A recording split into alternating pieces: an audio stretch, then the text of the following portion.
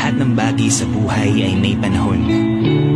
Lagi kong naririnig na sa buhay, ang bawat kabanata ay may nais na ipabatid sa atin at ipaalala.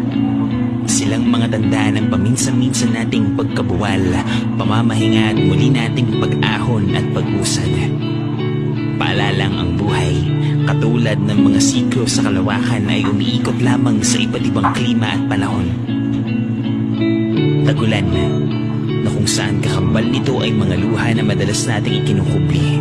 Mga luha at lungkot na itinatago natin sa likod ng ating pagngiti.